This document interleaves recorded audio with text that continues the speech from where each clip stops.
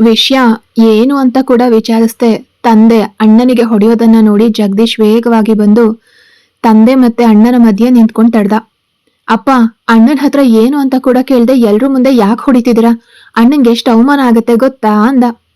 ಆದ್ರೆ ಗೋವಿಂದ್ ಮಾತ್ರ ಜಗದೀಶ್ ಕೆನ್ನೆಗೆ ಹೊಡೆದು, ನಾನ್ ಹೆತ್ತ ಮಗ ನೀನು, ನನಗೆ ಬುದ್ಧಿ ಹೇಳ್ತ್ಯಾ? ನೀನು ಸುಮ್ನೆ ಬಿಡಲ್ಲ ಅಂತ ಕಿರ್ಚಿದ್ರು. ಮತ್ತೆ ಜಯದೇವ್ನನ್ನ ಹೊಡಿಯೋಕ್ ಹೋದಾಗ ವರಲಕ್ಷ್ಮಿ ಓಡ್ ಬಂದು ಜಯದೇವ್ ಎದೆಗೆ ಒರಕೊಂಡ್ರು.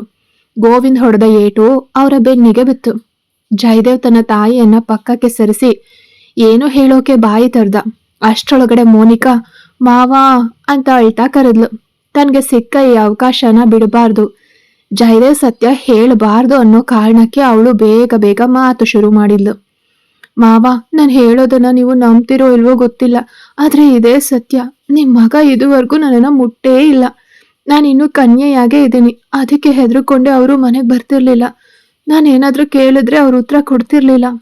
ಅಮ್ಮ ನನ್ನ ಹತ್ರ ಏನಾದ್ರೂ ಗುಡ್ ನ್ಯೂಸ್ ಇದೆಯಾ ಅಂತ ಕೇಳಿದಾಗ ನಂಗೆ ಸತ್ಯ ಹೇಳೋಕ್ಕೂ ಆಗ್ಲಿಲ್ಲ. ಭಾವ ಬಂದ್ಮೇಲೆ ನಾನು ರೂಮ್ನಲ್ಲಿ ಅವ್ರನ್ನ ಕೇಳ್ದೆ.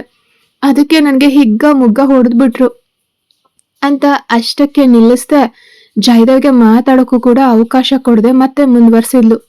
ಅಷ್ಟೇ ಅಲ್ಲ ಮಾವ, ನನಗೆ ಗೊತ್ತಿರೋ ಒಬ್ರು ನಿಮ್ ಮಗನ ಜೊತೆಗೆ ಕೆಲಸ ಮಾಡ್ತಾರೆ.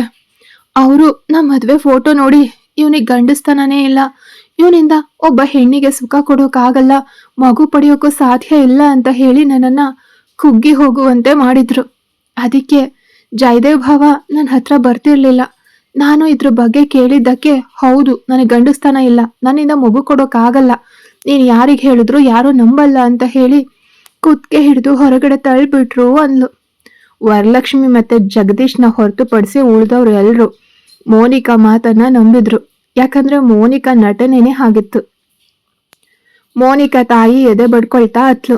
ಬೇರೆ ಕಡೆ ಮದ್ವೆ ಮಾಡ್ಕೊಡೋಕೆ ಹೆದ್ರಿ ಅಣ್ಣನ ಮಗನಿಗೆ ಮದ್ವೆ ಮಾಡ್ಕೊಟ್ರೆ ಇವನು ಒಬ್ಬ ನಪುಂಸಕ ಅನ್ನೋದನ್ನ ಮುಚ್ಚಿಟ್ಟು ನನ್ನ ಮಗಳ ಬದುಕನ್ನ ಹಾಳು ಮಾಡ್ಬಿಟ್ನಲ್ಲ ಅಂತ. ತನ್ನ ಅಕ್ಕ ಅಳೋದನ್ನ ನೋಡೋಕಾಗದೆ ಸಾವಿತ್ರಿ ಜಯದೇವ್ ಕೆನ್ನೆಗೆ ಹೊಡೆದು, ನಿನಗೆ ಅಸಹ್ಯ ಆಗಲ್ವಾ? ನಿನಗೆ ಮಗು ಹೊಡೆಯೋಕ್ ಆಗಲ್ಲ ಅಂದ್ಮೇಲೆ ಮೊದಲೇ ಹೇಳಬಾರ್ದಿತ್ತ ಅಂತ ಕೂಗಿದ್ರು.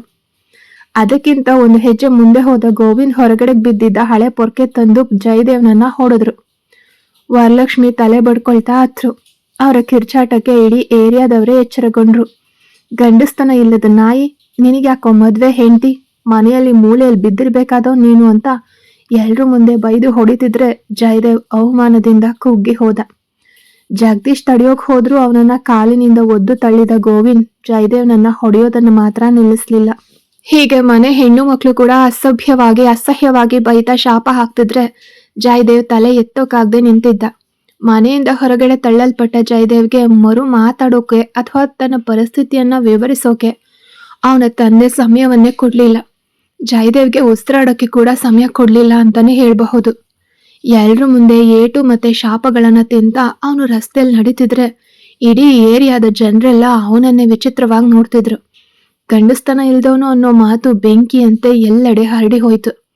ಅವಮಾನದಿಂದ ಕುಗ್ಗಿ ಹೋಗಿ ತಲೆ ಎತ್ತದೆ ನಡೀತಿದ್ದ ಜಯದೇವ್ನ ಕಡೆಗೆ ಮುರಿದು ಹೋಗಿದ್ದ ಪೊರ್ಕೆನ ಎಸೆದ ಅವನ ತಂದೆ, ನೀನ್ ಯಾಕೋ ಇನ್ನೂ ಬದುಕಿದ್ಯಾ? ಸಂಸಾರ ನಡ್ಸೋಕ್ಕೂ ಯೋಗ್ಯತೆ ಇಲ್ದವನು ಬದುಕಿ ಏನ್ ಸಾಧಿಸ್ತೀಯಾ ಅಂತ ಕೂಗಿದ್ರು. ಬೆನ್ನ ಹಿಂದೆ ಕೇಳ್ಬಂದ ಆ ಮಾತುಗಳು ಜಯದೇವ್ನನ್ನ ಜೀವಂತವಾಗೇ ಕೊಂದ್ವು. ಇತ್ತ ತನ್ನ ನಟನೆ ಗೆದ್ದಿದ್ದನ್ನ ನೋಡಿ ಮೋನಿಕಾ ಮನಸ್ಸಿನಲ್ಲೇ ಕುಣಿದಾಡ್ತಿದ್ಲು. ಅಂದು ಮನೆಯಿಂದ ಹೊರಗಡೆ ಬಂದವನು ಮತ್ತೆ ಆ ಮನೆ ಕಡೆ ಹೋಗ್ಲೇ ಇಲ್ಲ ಜಯದೇವ್. ಆ ಊರಿನ ಸಹವಾಸ ಬೇಡ ಅಂತ ದೂರ ಸರದ. ತಾನು ಕೆಲಸ ಮಾಡ್ತಿದ್ದ ಆಫೀಸ್ನಲ್ಲೂ ಜನರು ಇದೇ ವಿಷಯದ ಬಗ್ಗೆ ಕೇಳಿ ನೋಯಿಸ್ತಾ ಇದ್ದಿದ್ರಿಂದ ಅಲ್ಲಿಂದ ನೇರವಾಗಿ ಬೆಂಗಳೂರಿಗೆ ಬಂದ. ಅವನ ಮನಸ್ಸಿನಲ್ಲಿ ಹೇಗಾದ್ರೂ ಮಾಡಿ ಸಾಧಿಸಿ ಬದುಕಬೇಕು ಅನ್ನೋ ವೈರಾಗ್ಯ ಮಾತ್ರ ಇತ್ತು. ಅದರ ನಂತರ ಜಯದೇವ್ ಯಾವುದೇ ಮರುಕವಿಲ್ಲದ ಕಲ್ಲಿನಂತೆ ಬದಲಾಗಿ ಹೋದ.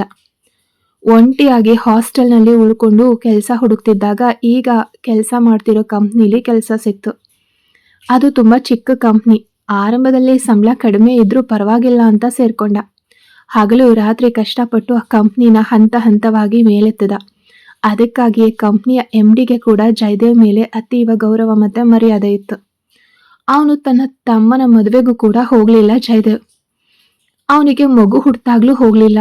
ಒಂದು ಬಾರಿ ಜಗದೀಶ್ ತನ್ನ ಮಗುವಿನ ಜೊತೆಗೆ ಜಯದೇವ್ನನ್ನ ನೋಡೋಕ್ ಬಂದಾಗ ಆ ಮಗುವನ್ನ ಕಂಡು ತನಗೂ ಒಂದು ಮಗು ಬೇಕು ಅನ್ನೋ ಆಸೆ ಜಯದೇವ್ನಲ್ಲಿ ಮೂಡಿತು. ಅಣ್ಣನ ಮುಖ ನೋಡಿಯೇ ವಿಷಯ ಅರಿತ ಜಗದೀಶ್, ಇನ್ನು ಎಷ್ಟು ದಿನ ಹೀಗೆ ಇರ್ತೀಯ ಅಣ್ಣ? ನೀನ್ ಮನೆ ಬಿಟ್ಟು ಬಂದು ಎಷ್ಟೋ ವರ್ಷ ಆಯ್ತು. ಅಮ್ಮ ನಿನ್ನನ್ನು ನೆನೆದು ದಿನ ಅಳ್ತಿದ್ದಾರೆ. ನೀನು ಕೂಡ ಮಗು ಸಂಸಾರ ಅಂತ ನೆಮ್ಮದಿಯಾಗಿರ್ಬೇಕು ಅನ್ನೋದು ನಮ್ಮ ಆಸೆ. ನಿನಗೆ ಮಗು ಆಗಲ್ಲ ಅಂತ ಹೇಳಿ ಹೋದವಳಿಗೆ ನೀನು ಮಗು ಪಡೆದು ನಿರೂಪಿಸ್ಬೇಕು. ಅದಕ್ಕಾಗಿ ನೀನು ಇನ್ನೊಂದು ಮದುವೆ ಮಾಡ್ಕೊ ಅಂತ ಹೇಳ್ದ ಜಗದೀಶ್. ಜಯದೇವ್ಗೇನು ಆ ಆಸೆ ಇಲ್ಲದೆ ಇರಲಿಲ್ಲ. ಮಗುವಿಗೋಸ್ಕರ ಅಲ್ದಿದ್ರು ತನಗೋಸ್ಕರ ಒಂದು ಪುಟ್ಟ ಸಂಸಾರ ಬೇಕು ಅನ್ನೋ ಆಸೆ ಇತ್ತು. ಮುಖ್ಯವಾಗಿ ತನ್ನ ಸಾಮರ್ಥ್ಯವನ್ನ ಊರಿನವರಿಗೆ ನಿರೂಪಿಸೋಕೆ ಈ ಮದುವೆ ಸಹಾಯ ಮಾಡುತ್ತೆ ಅಂತ ನಂಬಿದ ಅವನು ಜಯದೇವ್ ಜಗದೀಶ್ ಒತ್ತಾಯಕ್ಕೆ ಕೊನೆಗೂ ಒಪ್ಕೊಂಡ. ಎಲ್ಲಾ ನಿಜವನ್ನ ಹೇಳಿ ಹೆಣ್ಣು ನೋಡ್ಬೇಕು ಅಂತ ಷರತ್ತಿನೊಂದಿಗೆ ಮದುವೆಗೆ ಸಮ್ಮತಿಸಿದ್ದ ಜಯದೇವ್. ಇದೆಲ್ಲವನ್ನ ಜಯದೇವ್ ಹೇಳಿ ಮುಗಿಸೋಷ್ಟರಲ್ಲಿ ಜಾನಕಿ ಕಣ್ಣಲ್ಲಿ ನೀರು ತುಂಬಿತ್ತು. ತನ್ನ ಗಂಡ ತನ್ನನ್ನು ಬಿಟ್ಟು ಬೇರೆ ಯಾವ ಹೆಣ್ಣನ್ನು ಕಣ್ಣೆತ್ತಿ ಕೂಡ ನೋಡಿಲ್ಲ ಅನ್ನೋ ವಿಷಯ ಅವಳ ಮನಸ್ಸಿಗೆ ಸಮಾಧಾನ ಕೊಟ್ಟಿತ್ತು. ಆ ಕ್ಷಣಕ್ಕೆ ತಾನು ಎರಡನೇ ಹೆಂಡತಿ ಅನ್ನೋ ನೋವು ಕೂಡ ಅವಳಿಗೆ ಮರೆತು ಹೋಯ್ತು. ಆದ್ರೂ ಈವರೆಗೆ ಇದ್ದ ಕೋಪ ಈಗಿಲ್ದಿದ್ರು ಮಗುವಿಗೋಸ್ಕರ ಮಾತ್ರ ತನ್ನನ್ನ ಮದುವೆ ಆಗಿದಾರ ಅನ್ನೋ ಸಣ್ಣ ಒತ್ತಡ ಮನಸ್ಸಿನಲ್ಲಂತೂ ಇತ್ತು. ಅವಳು ಏನೋ ಮಾತಾಡೋಕ್ ಹೋದಾಗ, ಜಯದೇವ್, ಜಾನು, ನಿನ್ಗೆ ಎಷ್ಟೇ ಕೋಪ ಇದ್ರು ಅದ್ರ ಶಿಕ್ಷೆನ ನನ್ನ ಜೊತೆಯಲ್ಲೇ ಇದ್ದು ಕೊಡು, ನಾನು ಖಂಡಿತ ಅನುಭವಿಸ್ತೀನಿ. ಆದ್ರೆ ನನ್ನನ್ನು ಬಿಟ್ಟು ಮಾತ್ರ ಹೋಗ್ಬೇಡ ಜಾನು ಅಂತ ಕೇಳ್ಕೊಂಡ. ನಾನು ಮಾಡ್ದಿರೋದು ತಪ್ಪು ಅಂತ ನನಗೆ ಗೊತ್ತು. ಅದಕ್ಕೆ 1000 ಕಾರಣಗಳನ್ನ ಹೇಳಿ ಸಮರ್ಥಿಸ್ಕೊಳ್ಳೋಕೆ ನಾನು ಬರಲ್ಲ. ನನ್ನ ದೇಹ ನಿನ್ನನ್ನು ಬಿಟ್ಟು ಬೇರೆ ಯಾರನ್ನು ಹತ್ರ ಕೂಡ ಸೇರಿಸಿಲ್ಲ. ಮೊದಲ ಬಾರಿ ನಿನ್ ಜೊತೆಗಿದ್ದಾಗ ನನಗೆ ನನ್ನನ್ನೇ ಕಂಟ್ರೋಲ್ ಮಾಡೋಕ್ಕಾಗಲಿಲ್ಲ. ಆದರೆ ಒಂದು ಕಡೆ ಭಯ ಇತ್ತು, ಎಲ್ಲಿ ನೀನು ಕೂಡ ನನ್ನನ್ನು ಬಿಟ್ಟು ಹೋಗ್ತೀಯೋ ಅಂತ.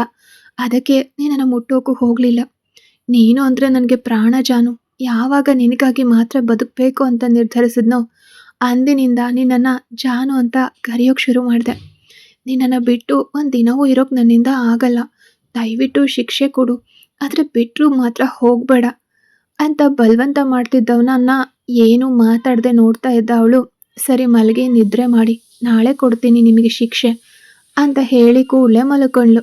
ಜಯದೇವ್ ಮಾತ್ರೆ ತಂದು ನಿದ್ರೆ ಮಾಡ್ದಂತೆ ನಟಿಸ್ತಾ ಇದ್ದವಳನ್ನ ಎಪ್ಸಿ, ಜಾನು ಏಳು, ಮಾತ್ರೆ ತಗೊಳ್ದೆ ಮಲಗಬೇಡ ಪ್ಲೀಸ್ ಅಂದ. ಅವನ ಪ್ಲೀಸ್ ಅನ್ನೋ ಮಾತಿಗೆ ಎದ್ದು ಕೂತವಳು ಮಾತ್ರೆ ನುಂಗಿ ನೀರು ಕುಡಿದು ಮತ್ತೆ ಜಯದೇವ್ಗೆ ಬೆನ್ನು ಹಾಕಿ ಮಲ್ಕೊಂಡ್ಳು. ಜಯದೇವ್ ಮೇಲೆ ಸಣ್ಣ ಕೋಪ ಇದ್ದಿದ್ದಂತೂ ನಿಜ. ಅದಕ್ಕೋಸ್ಕರ ಅವನನ್ನು ದಂಡಿಸ್ಬೇಕು ಅಂತ ಅವಳೇನು ಅನ್ಕೊಂಡಿರ್ಲಿಲ್ಲ. ಆದರೆ ಜಯದೇವ್ ತಾನೇ ಶಿಕ್ಷೆ ಅನುಭವಿಸ್ತೀನಿ ಅಂತ ಬಾಯಿ ಬಿಟ್ಟು ಸಿಕ್ಕಿ ಬಿದ್ದಿದ್ದ. ತಕ್ಷಣಕ್ಕೆ ಯಾವುದೇ ಶಿಕ್ಷೆ ನೆನಪಾಗದೇ ಇದ್ದಿದ್ರಿಂದ ನಾಳೆ ಶಿಕ್ಷೆ ಕೊಡ್ತೀನಿ ಅಂತ ಹೇಳಿ ಅವಳು ಮಲಗಿದ್ಲು. ಅವಳಿಗೆ ಕೆಳ ಹೊಟ್ಟೆ ನೋವು ಇದ್ದಿದ್ರಿಂದ ಹೆಚ್ಚೇನು ಯೋಚಿಸೋಕೂ ಆಗಲಿಲ್ಲ. ಈ ಕ್ಷಣದವರೆಗೂ ತನಗಾಗಿ ಮರುಗ್ತಾ ಇರೋ ಜಯದೇವ್ಗೆ ತನ್ನ ನೋವಿನ ಬಗ್ಗೆ ಹೇಳ್ದೆ ತಮಾಷೆಯಾಗೆ ಬಿಟ್ಟು ಬಿಟ್ಲು. ಇದು ಮುಂದೆ ಎಷ್ಟು ದೊಡ್ಡ ಸಂಕಷ್ಟಕ್ಕೆ ದಾರಿ ಮಾಡಿಕೊಡುತ್ತೆ ಅನ್ನೋದು ಜಾನಕಿಗೆ ತಿಳಿದಿರಲಿಲ್ಲ. ಜಾನಕಿ ಚೆನ್ನಾಗಿ ನಿದ್ರೆ ಮಾಡ್ತಿದ್ದಾಳೆ ಅಂತ ಖಚಿತಪಡಿಸ್ಕೊಂಡ ಜಯದೇವ್ ಅವಳ ಹತ್ರಕ್ಕೆ ಸರಿದು ಮಲಗಿ ಅವಳ ಅಪ್ಪುಗೆಯಲ್ಲಿ ತನ್ನನ್ನು ತಾನು ಮರೆತು ಹೋದ. ಅವಳಿಲ್ದೆ ಒದ್ದಾಡಿದ ದಿನಗಳನ್ನು ನೆನಪಿಸ್ಕೊಂಡ್ರೆ ಅವನ ಎದೆ ಭಾರವಾಗ್ತಿತ್ತು. ನಾಳೆ ಅವಳು ನೀಡಲಿರೋ ವಿಧ ವಿಧವಾದ ಶಿಕ್ಷೆಗಳನ್ನು ಎದುರಿಸೋಕೆ ಜಯದೇವ್ ಸಜ್ಜಾಗಬೇಕಿದೆ. ಜಯದೇವ್ ಗಾಢ ನಿದ್ರೆಯಲ್ಲಿದ್ದಾಗ ಅವನ ಮುಖದ ಮೇಲೆ ಮಾತ್ರ ಮಳೆ ಸುರಿದಂತಾಯ್ತು. ಪದ್ರುಗುಡ್ತಾ ಎದ್ದು ಕೂತವನು ಮುಖದ ಮೇಲಿದ್ದ ನೀರನ್ನ ಒರೆಸ್ಕೊಂಡು ಕಣ್ಬಿಟ್ಟು ನೋಡಿದ್ರೆ ಎದುರಿಗೆ ಜಾನಕಿ ಒಂದು ಬಕೆಟ್ ತುಂಬಾ ನೀರು ಹಿಡ್ಕೊಂಡು ನಿಂತಿದ್ಲು. ಜಯದೇವ್ ಜಾನಕಿಯನ್ನ ಮತ್ತೆ ನೀರನ್ನ ಆಚೆ ಈಚೆ ನೋಡಿದ್ನೇ ಹೊರತು ಅವಳನ್ನ ಏನು ಪ್ರಶ್ನೆ ಮಾಡಲಿಲ್ಲ. ಸುಮ್ಮನೆ ಮುಖ ಒರೆಸ್ಕೊಂಡು ಬಾತ್ರೂಮ್ ಕಡೆಗೆ ಹೊರಟು ಹೋದ. ಇದನ್ನ ನೋಡಿದ ಜಾನಕಿಗೆ ತುಂಬಾ ನಿರಾಸೆ ಆಯ್ತು. ಇದೇನು ಹೀಗೆ ಸುಮ್ಮನೆ ಎದ್ದು ಹೋಗ್ತಿದ್ದಾರೆ? ಎದ್ದ ತಕ್ಷಣ ನನ್ನನ್ನು ಬೈತಾರೆ, ಆಮೇಲೆ ಅವ್ರ ಜೊತೆಗೆ ಜಗಳ ಆಡಬಹುದು ಅಂತ ನೋಡಿದ್ರೆ ಇವ್ರು ಮುಖ ಒರೆಸ್ಕೊಂಡು ಹೋಗ್ತಿದಾರಲ್ಲ ಅಂತ ಅಂದ್ಕೊಂಡ್ಲು. ಬಾತ್ರೂಮ್ ಬಾಗ್ಲನ್ನ ಸ್ವಲ್ಪ ತೆರೆದು ಅದರ ಮೂಲಕ ಜಾನಕಿಯ ಮುಖ ನೋಡಿದ ಜಯದೇವ್ ಬಾಯಿ ಮುಚ್ಕೊಂಡೇ ನಕ್ಕ. ಅವಳ ಮುಖದಲ್ಲಿದ್ದ ನಿರಾಸೆ ನೋಡಿ ತಾನಾಗೆ ಹೋಗಿ ಬೈಗುಳ ತಿನ್ಬೇಕು ಅನ್ನಿಸ್ತು ಅವನಿಗೆ. ಆದ್ರೆ ತಾನು ಅವಳ ಮುಂದೆ ಹೋದ್ರೆ ಇವಳಿಗೆ ಬೈಯೋಕ್ಕೂ ಮನಸ್ಸಿಲ್ದೆ ಕೋಪ ತೋರ್ಸೋಕ್ಕೂ ಸರಿಯಾಗಿ ಬರ್ದೆ ಮುಖ ತಿರುಗಿಸ್ಕೊಂಡು ನಟಿಸಿ ಕಷ್ಟಪಡ್ತಾಳೆ ಅನ್ಕೊಂಡು ಅವಳ ಮುಂದೆ ಬರ್ದೆ ಒಳಗೊಳಗೆ ನಗ್ತಿದ್ದ. ನಿಜ ಏನು ಅಂದ್ರೆ ಬೆಳಗ್ಗೆ ಬೇಗ ಎದ್ದ ಜಾನಕಿಗೆ ಜಯದೇವ್ಗೆ ಏನ್ ಶಿಕ್ಷೆ ಕೊಡ್ಬೇಕು ಅಂತಾನೆ ತಿಳಿಲಿಲ್ಲ. ಯೋಚನೆ ಮಾಡಿ ಮಾಡಿ ಜಾನಕಿಗೆ ತಲೆನೇ ಓಡ್ತಿರ್ಲಿಲ್ಲ. ಅಷ್ಟರಲ್ಲಿ ಕೋಮಲ ನೆನಪಾಗಿ ಅವಳು ವೇಗವಾಗಿ ಬಾಗ್ಲು ತೆರೆದು ಹೋಗಿ ಓಡ್ ಹೋದ್ಲು. ಕೋಮಲ ಕೂಡ ಬಾಗ್ಲು ತೆರೆದು ಹೊರಗಡೆ ಬಂದವಳು ಜಾನಕಿ ಸ್ಪೀಡ್ ನೋಡಿ ಏನೋ ಅವಸರದ ಕೆಲಸದ ಇರ್ಬೇಕು ಅಂತ ಅನ್ಕೊಂಡ್ಲು. ಅಕ್ಕ ಅಕ್ಕ ನಂಗೊಂದು ಒಳ್ಳೆ ಶಿಕ್ಷೆ ಹೇಳ್ಕೊಟ್ಟು ಹೋಗು ಅಂದ್ಲು ಜಾನಕಿ.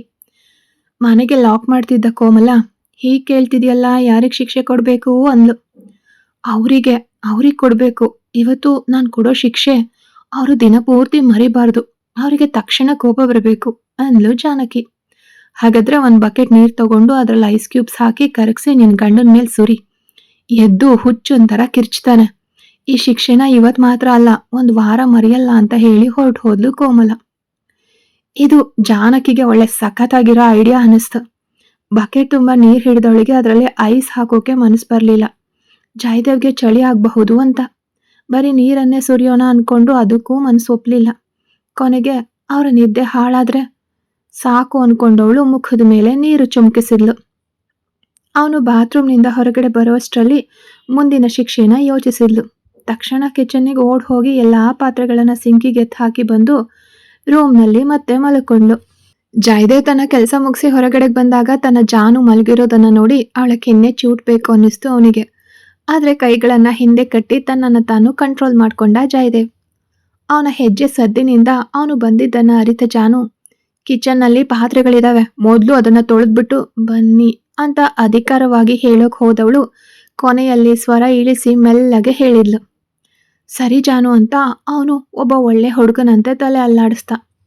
ಕೆಲ್ಸಕ್ಕೆ ಹೋಗೋ ಟೈಮ್ ಆಯ್ತು, ಈಗ ನನ್ನನ್ನು ಪಾತ್ರೆ ತೊಳೆಯೋಕೆ ಹೇಳ್ತಿದ್ಯಾ ಅಂತ ಅವನು ಜೋರು ಮಾಡ್ತಾನೆ ಅಂತ ಅವಳು ಎದುರು ನೋಡಿದ್ಲು. ಅಲ್ಲೂ ಅವಳಿಗೆ ನಿರಾಸೆನೇ ಆಯ್ತು.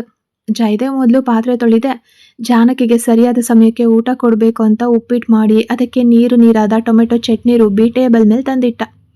ಅದನ್ನು ಒಂದು ತಟ್ಟೆಗೆ ಹಾಕಿ ಬೆಡ್ ಹತ್ರವೇ ತಂದು, ಜಾನು ಜಾನು ಏಳು, ತಿಂದ್ಬಿಟ್ಟು ಸ್ವಲ್ಪ ಹೊತ್ತು ಕುತ್ಕೋ, ತಕ್ಷಣ ಮಲಗಬೇಡ, ತಿಂದಿದ್ದೆಲ್ಲ ಆಮೇಲೆ ನತ್ತಿಗೆ ಹೋಗುತ್ತೆ, ಅಜೀರ್ಣ ಆಗತ್ತೆ ಅಂದ.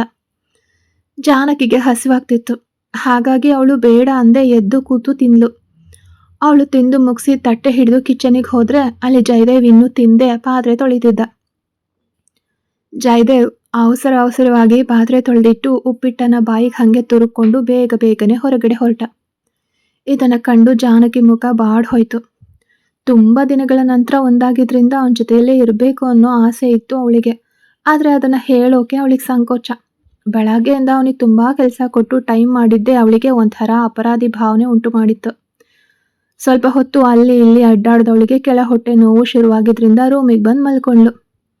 ಅವಳ ಬಾಡಿದ ಮುಖ ನೋಡಿದ್ರು ಆಫೀಸಿಗೆ ಹೋಗೋದು ಅನಿವಾರ್ಯವಾಗಿದ್ರಿಂದ ಹೋಗೋಕೆ ಮನ್ಸಿಲ್ದಿದ್ರು ಹಿಂದೆ ತಿರುಗಿ ನೋಡದೆ ಹೊರಟು ಹೋದ ಜಯದೇವ್. ಆಫೀಸ್ನಲ್ಲಿ ಕಾರ್ ಪಾರ್ಕ್ ಮಾಡಿದವನು ಕುಣಿತ ಮೆಟ್ಟಿಲು ಹತ್ತುತ್ತಿದ್ರೆ ಇಡೀ ಆಫೀಸ್ನವರೇ ಬಾಯಿ ಮೇಲೆ ಕೈ ಇಟ್ಕೊಂಡು ನೋಡ್ತಿದ್ರು ಜಯದೇವ್ನ. ಅದರಲ್ಲೂ ಯಾವತ್ತು ನಗದೆ ಇರೋನ ಮುಖದಲ್ಲಿ ಇವತ್ತು ನಗು ತುಂಬಿ ತುಳುಕ್ತಾ ಇರೋದನ್ನ ನೋಡಿ ಎಲ್ರಿಗೂ ಹಾರ್ಟ್ ಅಟ್ಯಾಕ್ ಆಗೋದು ಒಂದೇ ಬಾಕಿ ಇತ್ತು. ಜಯದೇವ್ ನೇರವಾಗಿ ತನ್ನ ಸೀಟಿಗೆ ಹೋಗದೆ MD ರೂಮಿಗೆ ಧಡಾರ್ ಅಂತ ನುಗ್ದ. ಅವರು ಯಾರೋ ಏನು ಅಂತ ಗಾಬರಿಯಿಂದ ಎದ್ದು ನಿಂತರು. ಬಂದವನು ಜಯದೇವ್ ಅಂತ ಗೊತ್ತಾದ ಮೇಲೆ ನೆಮ್ಮದಿಯಾಗಿ ಉಸಿರು ಬಿಟ್ರು. ಆಮೇಲೆ ಜಯದೇವ್ ಮುಖದಲ್ಲಿದ್ದ ಸಂತೋಷ ನೋಡಿ ಅವರಿಗೂ ಖುಷಿ ಆಯ್ತು. ಅವರಿಗೆ ಯಾವಾಗಲೂ ಜಯದೇವ್ ತನ್ನ ಮಗ ಅನ್ನುವಷ್ಟೇ ಪ್ರೀತಿ. ಅವನ ಸಂತೋಷ ಕಂಡು ಅವರ ಮುಖದಲ್ಲೂ ಮಂದಹಾಸ ಮೂಡಿತ್ತು.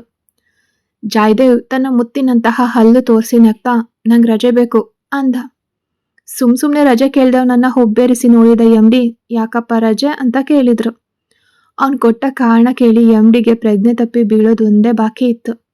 ಯಾಕೆ ರಜೆ ಅಂತ ಕೇಳಿದ MD ಅವರನ್ನ ನೋಡಿ ಹಲ್ಲು ಬಿಟ್ಟು ನಗ್ತಾ, ನನ್ನ ಹೆಂಡತಿ ಹತ್ರ ನನ್ನ ಬೈಗಳು ತಿನ್ನೋಕೆ ರಜೆ ಬೇಕು, ಅವಳು ಕೊಡೋ ಶಿಕ್ಷೆ ಅನುಭವಿಸೋಕೆ ನನಗೆ ರಜೆ ಬೇಕು, ಯಾಕಂದ್ರೆ ನನ್ನ ಜಾನು ನನ್ನ ಮೇಲೆ ಕೋಪ ಮಾಡ್ಕೊಂಡಿದ್ದಾಳೆ ಅಂದ ಜಯದೇವ್. ಜಯದೇವ್ ಏನೋ ಸಾಧಾರಣವಾಗಿ ಹೇಳಿ ನಗ್ತಿದ್ರೆ MD ಮಾತ್ರ, ಜಯದೇವ್ ನಿನಗೆ ಬುದ್ಧಿ ಸರಿಯಾಗಿದ್ಯಾ ಅಂತ ಕೇಳಿದ್ರು. ಪ್ಯಾಂಟ್ ಜೇಬ್ನಲ್ಲಿ ಕೈ ಹಾಕ್ಕೊಂಡು, ನನಗೇನಾಗಿದೆ, ನಾನು ತುಂಬ ಚೆನ್ನಾಗಿದ್ದೀನಿ, ಇವಾಗ ರಜೆ ಕೊಡ್ತೀರಾ ಇಲ್ವಾ? ನನ್ನ ಜಾನು ಹತ್ರ ಹೋಗಿ ನಾನು ಶಿಕ್ಷೆ ತಗೋಬೇಕು, ಬೇಗ ಉತ್ತರ ಹೇಳಿ ಅಂದ ಜಯದೇವ್. ಜಯದೇವ್, ಎಲ್ರೂ ಹೆಂಡತಿ ಬೈತಾರೆ ಅಂತ ಭಯ ಬಿದ್ದು ಸಿಗೋ ರಜೆನ ಕೂಡ ಬೇಡ ಅಂತಾರೆ, ಆದ್ರೆ ನೀನು ಬೈಗುಳ ತಿನ್ಬೇಕು, ಶಿಕ್ಷೆ ಅನುಭವಿಸ್ಬೇಕು ಅಂತ ರಜೆ ಕೇಳ್ತಾ ನಿಂತಿದ್ಯಲ್ಲ ಅಂದ್ರು. ಸರ್, ಇವಾಗ ನಿಮ್ಮಿಂದ ರಜೆ ಕೊಡೋಕ್ಕಾಗತ್ತಾ ಇಲ್ವಾ? ಆಗಲ್ಲ ಅಂದ್ರೆ ನಾನು ಕೆಲಸನೇ ಬಿಟ್ಬಿಡ್ತೀನಿ ಅಂದ ಜಯದೇವ್. ಒಂದೇ ಮಾತಲ್ಲಿ ಹಾಗೆ ಹೇಳ್ದವನನ್ನ ಇವನ್ ಯಾವ ಥರದ ಮನುಷ್ಯ ಅನ್ನುವಂತೆ ನೋಡಿದ MD, ಎಷ್ಟು ದಿನ ರಜೆ ಬೇಕು ಅಂತ ಕೇಳಿದ್ರು. ನನ್ನ ಜಾನುಗೆ ಡೆಲಿವರಿ ಆಗಿ ಅವಳ ಆರೋಗ್ಯ ಪೂರ್ತಿ ಸರಿಯಾಗೋವರೆಗೆ ರಜೆ ಬೇಕು ಅಂತ ಪಟ್ಟು ಹಿಡಿದು ನಿಂತವನನ್ನ ಕಂಡು ಮನಸ್ಸಿನಲ್ಲೇ ತಲೆ ಬಡ್ಕೊಂಡ MD, ಜಯದೇವ್ ನಿಂಗೆ ರಜೆ ಕೊಡೋಕ್ಕಾಗಲ್ಲ, ನೀನು ವರ್ಕ್ ಫ್ರಮ್ ಹೋಮ್ ಮಾಡು, ಮುಖ್ಯವಾದ ಕೆಲಸಗಳನ್ನೆಲ್ಲ ನೀನೇ ನೋಡ್ಕೋಬೇಕು, ಇಲ್ಲಾಂದ್ರೆ ಕಂಪ್ನಿ ಮುಚ್ಚಬೇಕಾಗತ್ತೆ ಅಂದ್ರು. ಸರಿ, ನಾನು ಬರ್ತೀನಿ ಅಂದವನು ಚಿರತೆಯಂತೆ ಮನೆಗೆ ಹಾರ್ದ ಜಯದೇವ್. ಕಾರ್ನಲ್ಲಿ ಹೋಗೋ ದಾರಿಯುದ್ದಕ್ಕೂ ನನ್ನ ಮುದ್ದಿನ ಜಾನು ಹೊಸದಾಗಿ ಯಾವ ಶಿಕ್ಷೆ ರೆಡಿ ಮಾಡಿದಾಳೋ ಏನೋ, ನನ್ನ ಪುಟ್ಟ ಜಾನು ನಿನಗೆ ಶಿಕ್ಷೆ ಕೊಡೋ ಕೂಡ ಸರಿಯಾಗಿ ಬರಲ್ಲ. ಒಂದು ಮಗುವಿನಂತಹ ಹುಡುಗಿನ ಮದುವೆ ಆಗಿ ಆಟ ಆಡ್ತಿದ್ದೀನಿ ಅನ್ಕೊಂಡ ಜಯದೇವ್. ಜಯದೇವ್ ಮುಖ ಮತ್ತೆ ಮನಸ್ಸು ಅತೀವ ಸಂತೋಷದಿಂದ ತುಂಬಿತ್ತು. ತನ್ನ ಜೀವನದ ಈ ಅಪಾರ ಸಂತೋಷಕ್ಕೆ ಜಾನಕಿ ಒಬ್ಳೆ ಕಾರಣ ಅಂತ ಕಿರುಚಿ ಹೇಳಬೇಕು ಅನ್ನಿಸ್ತು. ಆದ್ರೆ ನಡು ರಸ್ತೆಯಲ್ಲಿ ಕಿರ್ಚಿದ್ರೆ ಜನರೆಲ್ಲ ಹುಚ್ಚ ಅನ್ಕೊಳ್ತಾರೆ ಅಂತ ತನ್ನ ಕುತೂಹಲವನ್ನೆಲ್ಲ ಕಂಟ್ರೋಲ್ ಮಾಡ್ಕೊಂಡು ಮನೆಗೆ ಬಂದ. ಕಾರ್ ನಿಲ್ಸಿ ಸೀಟಿ ಹೊಡಿತಾ ಇಳ್ದವನನ್ನ ನೋಡಿದ ಅಕ್ಕಪಕ್ಕದವರೆಲ್ಲ ಆಶ್ಚರ್ಯಪಟ್ರು. ಪರಸ್ಪರ ಮಾತಾಡ್ದಿದ್ರು ಕೂಡ ಯಾವಾಗ್ಲೂ ಗಂಭೀರವಾಗಿದ್ದ ಜಯದೇವ್ ಮುಖದಲ್ಲಿ ನಗುಕೊಂಡು ಎಲ್ರಿಗೂ ಸಮಾಧಾನ ಆಯ್ತು. ಅವನ್ ಹಿಂದೆಯೇ ಬಂದ ಕೋಮಲ ಇದನ್ನು ನೋಡಿ ಸ್ತಬ್ಧಳಾದ್ಲು. ಏನಿದು, ಈ ಕಾಡು ಮೃಗ ಸೀಟಿ ಹೊಡಿತಾ ಹೋಗ್ತಿದೆ, ನಮ್ಗೆ ಹೊಟ್ಟೆ ಉರಿತಿದ್ಯಲ್ಲ, ಏನ್ ಮಾಡಬಹುದು ಅಂತ ಗಂಭೀರವಾಗಿ ಯೋಚಿಸ್ತಾ ಅವನನ್ನೇ ಗುರಾಯಿಸಿ ಲಿಫ್ಟ್ ಹತ್ತಿದ್ಲು. ಆದ್ರೆ ಜಯದೇವ್ ಕಣ್ಣಿಗೆ ಅವಳು ಕಾಣ್ಲೇ ಇಲ್ಲ. ಅವನು ಕಣ್ಣು ತೆರೆದಿದ್ರು ಕನಸಿನ ಲೋಕದಲ್ಲೇ ತೇಲ್ತಿದ್ನಲ್ವಾ. ತನ್ನ ಫ್ಲೋರ್ ಬಂದ ತಕ್ಷಣ ವೇಗವಾಗಿ ಮನೆ ಕಡೆ ನಡೆದವನನ್ನ ಮನಸ್ಸಿನಲ್ಲೇ ಬೈಕೊಂಡ್ಲು ಕೋಮಲ. ಜಯದೇವ್ ಬಾಗ್ಲು ತೆರೆದು ಒಳಗಡೆ ಹೋದವನೇ ಆತುರದಿಂದ ಜಾನುವನ್ನು ಹುಡುಕ್ತಾ ರೂಮಿಗೆ ಬಂದ. ಜಾನಕಿ ನೋವಿನಿಂದ ಒದ್ದಾಡ್ತಾ ನಿದ್ರೆಯಲ್ಲಿದ್ಲು. ಅವಳ ಮುಖ ನೋಡಿದಾಗ ಜಯದೇವ್ಗೆ ಏನೋ ಸಂಕಟ ಆಯ್ತು. ಈಗ ಮಾತ್ರ ಅಲ್ಲ, ಜಾನಕಿ ಗರ್ಭಿಣಿ ಆಗಿದ್ದಾಗ್ಲಿಂದನೂ ಅವಳ ಮನಸ್ಸಿನಲ್ಲಿ ಒಂದು ಆತಂಕ ಇತ್ತು. ಅವಳಿಗೆ ತೊಂದರೆ ಕೊಡದೆ ಪಕ್ಕದಲ್ಲೇ ಕೂತವನು ಅವಳ ಕೈಯನ್ನ ತನ್ನ ಕೈಯೊಳಗಡೆ ಇಟ್ಕೊಂಡು, ಜಾನು, ನಿನಗೇನೂ ಆಗಿಲ್ಲ ತಾನೆ?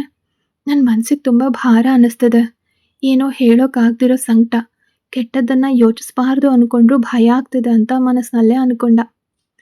ನನ್ನ ಜೀವನದಲ್ಲಿ ನಿನ್ನನ್ನು ಹೊರತುಪಡಿಸಿ ಯಾವುದೂ ಸರಿಯಾಗಿ ನಡೆದಿಲ್ಲ. ಆವಾಗ ನಿನ್ನ ಮುಖದಲ್ಲಿ ನೋವು ಕಾಣ್ತಿದೆ, ಮುಖ ಬಾಡ್ ಹೋಗ್ತಿದೆ. ನನಗೆ ಮಾತ್ರ ಹಾಗೆ ಅನ್ನಿಸ್ತಿದ್ಯೋ ಗೊತ್ತಿಲ್ಲ. ಏನೂ ತೊಂದರೆ ಆಗಬಾರ್ದು.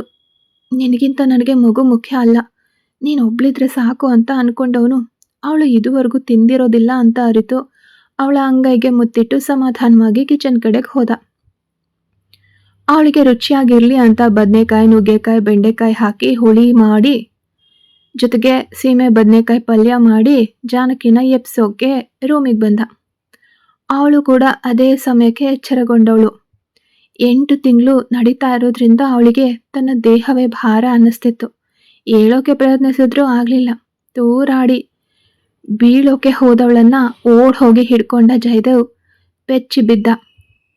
ಒಂದ್ ವೇಳೆ ಅವಳು ಕೆಳಗಡೆ ಬಿದ್ದಿದ್ರೆ ಏನಾಗ್ತಿತ್ತು ಅಂತ ಯೋಚಿಸೋಕೆ ಕೂಡ ಅವನಿಗೆ ಇಷ್ಟ ಇರಲಿಲ್ಲ. ಭಯದಿಂದ ಅವಳ ಹೃದಯ ಬಡಿತ ಜೋರಾಗಿತ್ತು. ಅವಳನ್ನ ಹತ್ರಕ್ಕೆ ಎಳೆದು ಹಿಡ್ದಿದ್ದ ಅವನಿಗೆ ಆ ಬಡಿತ ಕೇಳಿಸ್ತಿತ್ತು. ಅವಳ ಭಯ ದೂರ ಮಾಡೋಕೆ, ಜಾನು, ಏನೂ ಇಲ್ಲ, ಯಾಕೆ ಹೆದರ್ತೀಯ? ನಿದ್ರೆಯಿಂದ ಎದ್ದ ತಕ್ಷಣ ಹೀಗೆಲ್ಲ ಆಗೋದು ಸಾಮಾನ್ಯ, ಭಯ ಪಡಬೇಡ ಸರಿನಾ ಅಂತ ಮಗುವಿಗೆ ಹೇಳೋ ಥರ ಸಮಾಧಾನ ಮಾಡ್ದ. ತಾನು ಕೂಡ ಒಳಗೊಳಗೆ ಹೆದರಿದ್ರು ಕೂಡ ಅದನ್ನ ತೋರಿಸ್ಕೊಳ್ದೆ, ಬಾ ಜಾನು, ಸಮಯಕ್ಕೆ ಸರಿಯಾಗಿ ಊಟ ಮಾಡು ಅಂದ. ಅವಳನ್ನ ಕೈ ಹಿಡಿದು ನಡೆಸ್ಕೊಂಡು ಹೋಗಿ ಕುರ್ಚಿಲಿ ಕೂರಿಸ್ದ. 10 ಹೆಜ್ಜೆ ನಡೆದಿದ್ದಕ್ಕೆ ಜಾನಕಿಗೆ ಬೆವದು ಉಸಿರು ಕಟ್ತಂತಾಯ್ತು.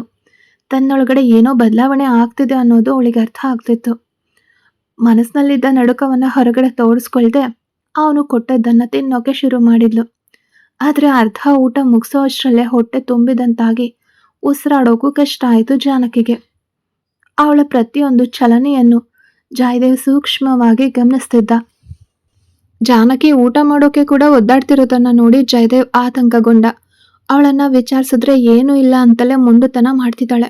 ಇವಳನ್ನ ಏನ್ ಮಾಡ್ಬೇಕು ಅಂತಾನೆ ಅವಳಿಗೆ ತಿಳಿಲಿಲ್ಲ. ನಿಂತ್ಕೊಳ್ಳೋಕೆ ಕೂಡ ಅವಳು ತೂರಾಡ್ತಿದ್ಲು. ಸತತವಾಗಿ 4 ಹೆಜ್ಜೆ ಕೂಡ ಇಡೋಕೆ ಅವಳಿಂದ ಸಾಧ್ಯ ಆಗ್ತಿರ್ಲಿಲ್ಲ.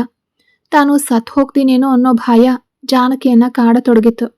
ಅವಳು ಪದೇ ಪದೇ ಜಯದೇವ್ ಮುಖವನ್ನೇ ನೋಡ್ತಿದ್ಲು. ಅವನು ಕೂಡ ಅವಳ ಮುಖಾನೇ ನೋಡ್ತಿದ್ದ. ಅವಳು ಯಾವುದೇ ಶಿಕ್ಷೆ ಕೊಡ್ಲಿಲ್ಲ. ಯಾಕಂದ್ರೆ ಅವಳಿಗೆ ಮಾತಾಡೋಕೆ ಕೂಡ ಆಗ್ತಿರ್ಲಿಲ್ಲ. ಮಾತಾಡೋಕು ಬಾಯಿ ತೆರೆದ್ರೆ ಸಾಕು, ಉಸಿರು ಕಟ್ತಂತ ಆಗ್ತಿತ್ತು. ಈ ಸಮಯದಲ್ಲಿ ಜಯದೇವ್ ತನ್ನ ಪಕ್ಕದಲ್ಲೇ ಇರ್ಲಿ ಅಂತ ಅವಳಿಗೆ ಅನ್ನಿಸ್ತು. ಜಯದೇವ್ ಪಾತ್ರೆಗಳನ್ನ ಎತ್ತಿಟ್ಟು ಡೈನಿಂಗ್ ಟೇಬಲ್ ಒರೆಸ್ತಿದ್ದಾಗ ಜಾನಕಿ ಕೈ ಸನ್ನೆ ಮಾಡಿ ಅವನನ್ನ ಕರೆದ್ಲು. ಜಯದೇವ್ ಕೈಯಲ್ಲಿದ್ದ ಬಟ್ಟೆನ ಬಿಸಾಡಿ ವೇಗವಾಗಿ ಅವಳ ಹತ್ರಕ್ಕೆ ಓಡ್ ಬಂದ. ಏನಾಯ್ತು ಜಾನು, ಏನಾದ್ರೂ ನೋವಾಗ್ತಿದ್ಯಾ ಹೊಟ್ಟೆ ಅಂತ ಎಷ್ಟೇ ಪ್ರಯತ್ನಿಸಿದ್ರೂ ಅವನಿಗೆ ತನ್ನ ಗಾಬರಿಯನ್ನ ಮುಚ್ಚಿಡೋಕೆ ಆಗ್ಲಿಲ್ಲ.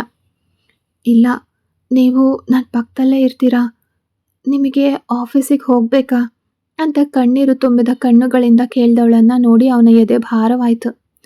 ಇಲ್ಲ ಜಾನು, ಇನ್ಮೇಲೆ ನಾನು ಆಫೀಸಿಗೆ ಹೋಗಲ್ಲ, ನಿನ್ ಜೊತೆಗೆ ಇರ್ತೀನಿ ಅಂದ ಜಯದೇವ್.